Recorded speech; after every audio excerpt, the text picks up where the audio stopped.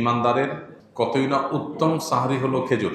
তিনি ইফতার করতেন সাধারণত খেজুর দিয়ে, এবং যে খেজুর দিয়ে তিনি ইফতার করতেন সেটা ছিল আধা পাকা আধা কাঁচা খেজুর। সাধারণত গোড়ার অংশ থেকে পাকা শুরু হয়, এরপর আস্তে আস্তে মুখের অংশের দিকে যায়।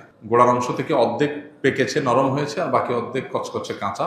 এই খেজুরকে বলা হয় রোতাব। নবী সাল্লাল্লাহু আলাইহি সাল্লাম এটা দিয়ে সাধারণত ইফতার করতেন। গরমের সময় রমজান হলে এটা পাওয়া যায়।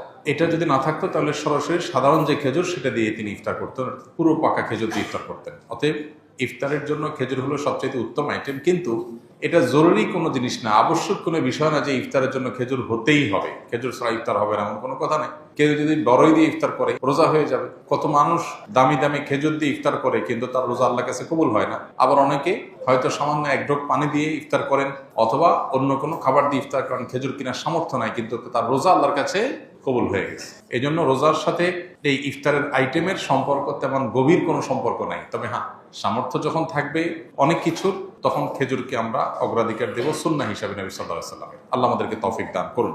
ঠিক একইভাবে সাহরির জন্য এই একই খাবারকে বিশেষভাবে গুরুত্ব দেওয়া উচিত। সাহরিতে আমরা সাধারণত ভাত মাছ যাই খাই না কেন, একটা খেজুর আমরা খেয়ে নিতে পারি, একটু খেজুর খেতে পারি, দুটা খেজুর খেতে পারি, তাহলে সেক্ষেত্রে আমাদের সাহারিতে খেজুর খাওয়ার যে সুন্নাহ সেটা আদায় হয়ে যাবে ইনশাআল্লাহ। আরেকটা গুরুত্বপূর্ণ বিষয় হলো যে খেজুরের মধ্যে প্রচুর পরিমাণে খাদ্য শক্তি আছে, অনেক বেশি এনার্জি আছে, যার কারণে খেজুর এটা যখন ইফতার এবং সাহরি উভয়টাতে খাওয়া হয় তখন রোজা রাখাটা মানুষের জন্য সহজ হয়।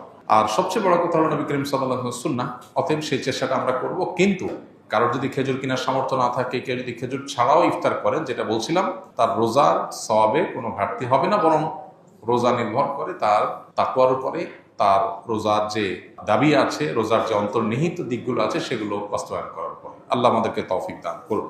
রোজা অবস্থায় কোনো ব্যক্তি যদি সফরে বের হয় তাহলে তার বিধান কি? সফরে বের হলে মুসাফির রোজা রাখবে নাকি রাখবে না? সফরের দূরত্ব যদি হয়, মুসাফির যদি হয়, এই ব্যক্তি রোজা রাখা বা না রাখার ক্ষেত্রে স্বাধীন। শরীয়ত তাকে রোজা রাখতে বাধ্য করে না। তবে যেই রোজা সফরের কারণে রাখা হবে না, সে রোজা রমজান করে রেখে দিতে হবে, এবং এর কারণে তার কোনো গুনাহ হবে না। আল্লাহ বলেছেন, ফামান কানা মিনকুম মারিদান আও আলা সাফারিন ফাইদ্দাতুম মিন আইয়ামিন উখরা।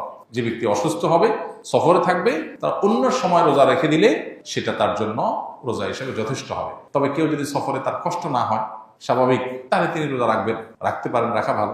আর যদি কারোর কষ্ট হয়, তার জন্য বরং কষ্ট না করে সফরে আল্লাহ সুযোগ দিয়েছেন যেহেতু, সে অপশন নিতে পারে, নেওয়া উচিত। নবী সাল্লাল্লাহু আলাইহি ওয়াসাল্লাম থেকে এটা প্রমাণিত, এবং এটাতে কোনো হেজিটেশন করা উচিত না। হ্যাঁ, অনেকে এমন আছেন যে রমজান পরে আমার আর রাখা কঠিন, কাজে রাখার সুযোগ হয় না, হবে না, তাহলে আমার কষ্ট হচ্ছে না, তাহলে তার জন্য রাখা উত্তম। কিন্তু সফর অবস্থায় শরীর আমাদেরকে রোজা রাখতে বাধ্য করে না। আমরা চাইলে রাখতে পারি, চাইলে ভাঙতে পারি, কিন্তু যেটা ভাঙবে সেটার বিনিময়ে যতগুলো ভাঙবে ততগুলো আবার রমজানের পরে রেখে দিতে হবে। কিস্তিতে মোবাইল বিক্রি করা জায়েজ আছে কিনা, বা বিক্রি করলে গুনাহ হবে কিনা, বিস্তারিত বুঝিয়ে বলবেন।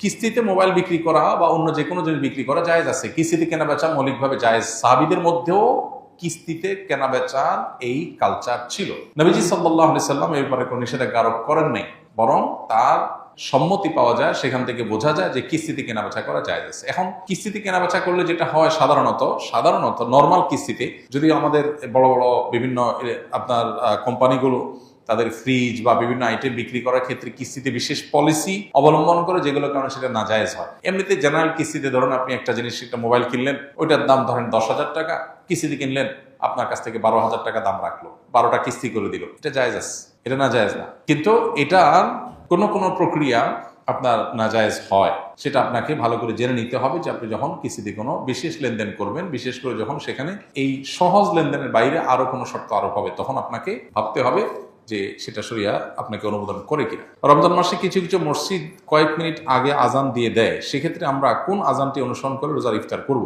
সূর্য ডুবেছে এটা নিশ্চিত হয়ে গেলে আমরা ইফতার করতে পারবো। ইফতারের সাথে আসলে তো আজানের সম্পর্ক নাই, যদিও আমরা সূর্য ডুবার পরপরই আজান দিয়ে থাকি মসজিদগুলোতে। অতএব সূর্য ডুবার আজান দুইটাকে আমরা একই অর্থে ধরে নিয়েছি, যদিও ইফতারের টাইমিং এর সাথে আজানের সম্পর্ক নেই। সম্পর্ক কিসের? সূর্য ডুবার। অতএব সূর্য ডুবেছে এটা নিশ্চিত হয়ে গেছেন, আপনি ইফতার করতে পারবেন। এত মিনিটে সূর্য ডুবে গেছে, এত মিনিট পার হয়ে গেছে, মানে নিশ্চিত আপনি ইফতার করতে পারবেন। আজান 2 মিনিট পরে দিলেও কিছু আসে যায়। এখন কোনো মসজিদে যদি মুয়াজ্জিন টাইমে 2 মিনিট আগে আজান দিয়ে দেয়, তাহলে ইফতার করা যাবে না। আপনাকে দেখতে হবে টাইম, হতে পারে মুয়াজ্জিন ভুল করেছেন। অতএব নির্দিষ্ট টাইম যত মিনিটে সূর্য ডুবে তখন আমাদেরকে ইফতার করতে হবে। সাধারণত সূর্য ডোবার যে টাইম তার আগে আজান কেউ দেয় না, যদি দেয় সেটা ভুলে দিয়েছে, অ্যাক্সিডেন্টলি হতে পারে।